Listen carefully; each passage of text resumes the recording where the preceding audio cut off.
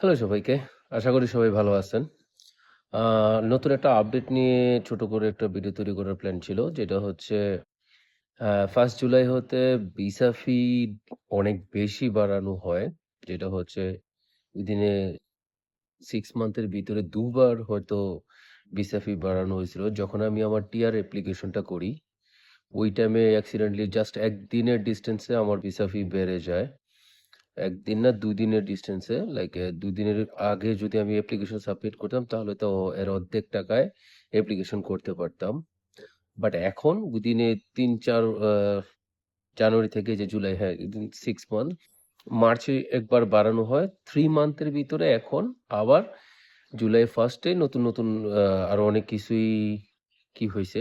কারণ অস্ট্রেলিয়ার most of the time দেখা যায় 1st জুলাইয়ের ভিতরে নতুন লেজিসলেশন গুলো অ্যাপ্লিকেট হয়। অ্যাপ্লিকেশন না, এগুলা হচ্ছে গিয়ে লেজিসলেশন বা লস, ইমিগ্রেশন লস যেগুলা এ মানে ইমিগ্রেশনদের উপর এপ্লাই করা হয় 1st জুলাইয়ের পর থেকে মোস্ট অফ দ্যা টাইম। ইমিগ্রেশনের ল্যাঙ্গুয়েজে কি বলে, অনেক কিছুই বলে জানি না। আমরা নরমালি নতুন রুলস ইমপ্লিমেন্ট করা হচ্ছে ইমিগ্রেন্টদের জন্য, এটাই আমরা বলি। হ্যাঁ, লিগ্যালি ওয়েতে অনেকেই ডিফারেন্ট ওয়েতে অনেক কিছুই বলে থাকে, ডিফারেন্ট ইমিগ্রেশন ল মোস্টলি। তো যাই হোক, এখন আবার ইমিগ্রেশনে স্পেশালি লাইক ভিসা অ্যাপ্লিকেশনের ক্ষেত্রে যত টাইপের ভিসা আছে, শুধু যে স্টুডেন্ট ভিসার অ্যাপ্লিকেশন ফি বাড়ছে তা না, যত ধরনের ভিসা অ্যাপ্লিকেশন আছে সবগুলো ক্ষেত্রেই দেখা গেল যে $২,০০০, $১,০০০, $১,৫০০ বিভিন্ন প্রাইসে, কোনোটা ডাবল হয়ে গেছে, কোনোটা ২-৩ হাজার এরকম প্রাইসে বাড়ছে, লাইক রেশিও অনুপাতে। হ্যাঁ, এক একটা প্রাইস এক একভাবে ইনক্রিজ হয়েছে, মানে ডিফারেন্ট টাইপের ভিসার ক্ষেত্রে। সো আপনারা যদি চান আমি লিস্টটা দিয়ে দেব উপরে,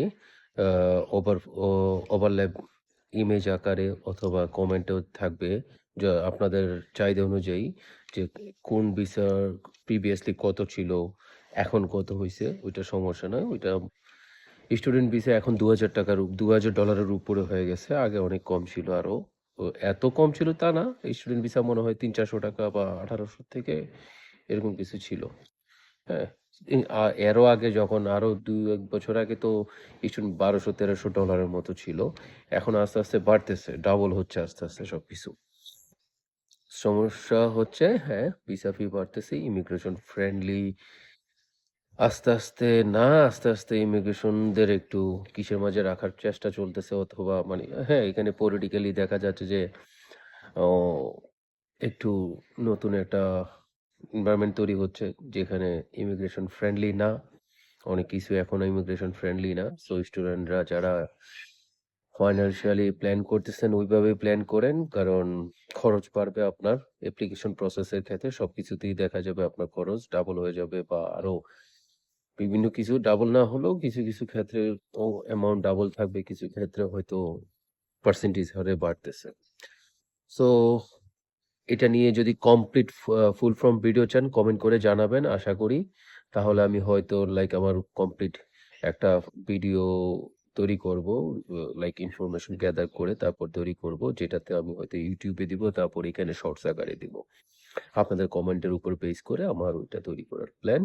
আগে জাস্ট একটা শর্টে আপনাদের কমেন্ট অথবা ইনফরমেশন দিলাম, আপনাদের চাহিদা অনুযায়ী ভিডিও তৈরি করারই আমার আসলে প্ল্যান। থ্যাংক ইউ সবাইকে। আশা করি সবাই ভালো আছেন, ভালো থাকবেন। Thank you.